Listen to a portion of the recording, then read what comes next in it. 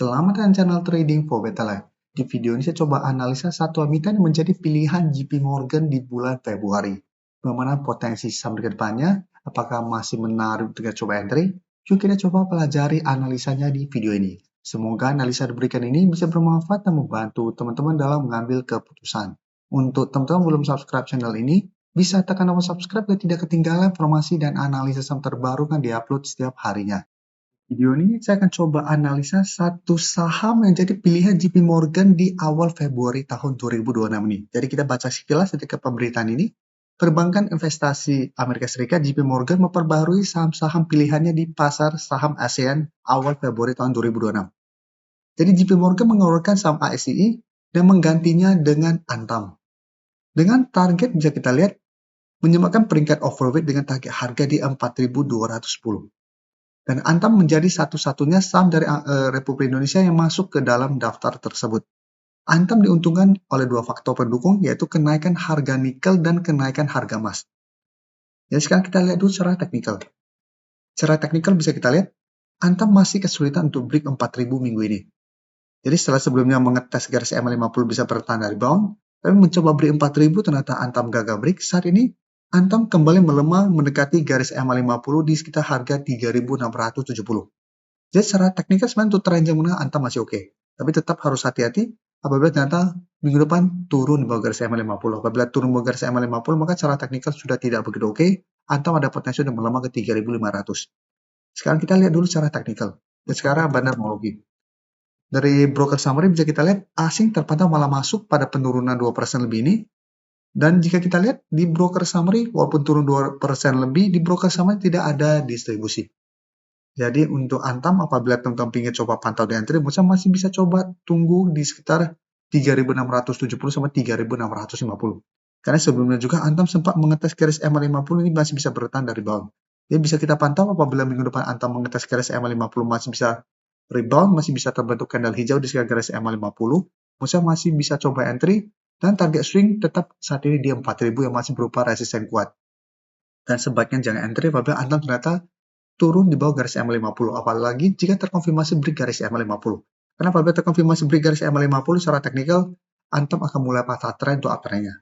Dan ada potensi untuk melanjutkan pelemahan ke target terdekat di 3.500 sampai target lebih jauh di garis EMA 150. Yang saat ini sekitar 3.200. Jadi untuk teman-teman yang saat ini mungkin masih hold saham Antam, masih profit dan mungkin dapat di harga bawah, bisa pertimbangkan untuk keluar apabila Antam gagal bertahan di garis EMA 50. Sekarang kita coba lihat saham Harta Dinata. Saham Harta Dinata bisa kita lihat ini juga salah satu saham secara teknikal sebenarnya masih oke. Bisa kita lihat garis EMA 50 ini secara candle tidak terkonfirmasi break walaupun pada perdagangan tanggal 2 Februari ini candle merah dan berada di bawah garis EMA 50. Karena secara candle ini masih menyentuh garis EMA 50. Dan bisa kita lihat setelah itu berhasil rebound tapi mencoba break 2.200 Harta Dinata ternyata gagal. Hari Jumat sempat opening kembali di sekitar 2.000, tapi bisa kita lihat secara candle ini juga tidak terkonfirmasi break dan naik 6% lebih ke 2.260. Jadi secara teknikal Harta Dinata juga saat ini masih oke. Jadi hampir mirip dengan Antam. Jadi Antam apabila minggu depan bisa bertahan dari rebound, secara teknikal juga masih oke. Dan bisa kita lihat untuk saham Harta Dinata, asing juga terpantau masuk walaupun jumlah tidak terlalu besar. Karena 6% lebih ini bisa kita lihat ini juga tidak ada akumulasi. Jadi untuk Harta Dinata, secara pergerakan saya lihat masih akan sideways minggu depan. Secara pergerakan masih ada potensi untuk kembali naik mengetes 2.400. Tapi potensi untuk break seperti ini masih kecil jika belum ada akumulasi besar. Jadi apabila teman-teman sudah punya di sekitar harga 2.000, bisa jadikan 2.400 untuk target take profit apabila Harta Dinata masih kesulitan untuk break target harga ini. Atau hold saja terus selama Harta Dinata tidak turun di bawah harga 2.000 dan target lebih jauh di sekitar 2.500 sampai 2.800 untuk target lebih jauhnya. Kan cara pergerakan Harta Dinata masih oke selama masih kuat di atas 2.000.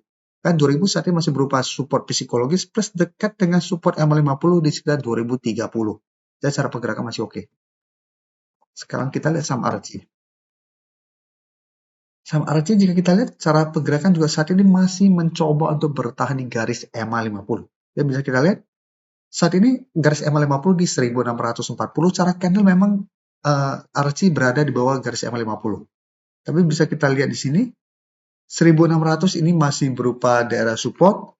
Karena walaupun turun bawah garis EMA 50 ini masih candle hijau, ini bisa saja hanya false breakout, masih ada potensi untuk rebound kembali. Jadi untuk RC apabila teman-teman saat ini masih hold, Musa harus pantau pergerakan RC minggu depan. Apabila minggu depan RC gagal naik kembali di atas garis EM50, maka cara teknikalnya juga sudah kurang oke. Ada potensi sudah mulai melemah atau mulai membentuk lower low dan target penurunan terdekat di 1500 sampai 1400 menurut target lebih jauhnya. Dan jika kita perhatikan di broker summary untuk saham RC, asing juga terpantau masuk walaupun turun 1%. Dan di broker summary juga terpantau ini tidak ada distribusi. Jadi untuk RC juga sama, walaupun ada koreksi, tapi karena ini candle hijau, Musa masih bisa coba pantau, lihat apakah minggu depan ada potensi untuk rebound kembali di atas garis EMA 50. Apabila masih bisa bertahan rebound, saya lihat masih ada potensi untuk kembali naik mengetes 1800. Jadi apabila mau coba spekulatif buy, wait and see di sekitar 1600, apabila masih bisa bertahan spekulatif buy di sekitar 1600 sampai maksimal bisa sekitar 1580 untuk spekulatif buy-nya. Dan target swing di sekitar 1750 sampai 1800.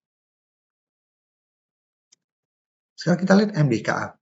MBK secara teknikal juga sama, bisa kita lihat sebelum juga mengatas garis EMA50, bisa bertanda rebound juga.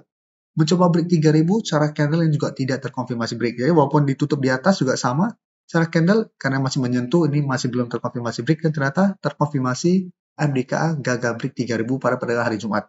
Hari Jumat turun kembali di bawah 3000 dengan candle lumayan solid, turun 6% lebih ke 2850. Dan bisa kita perhatikan di broker summary untuk saham MBKA, asing masih terus keluar.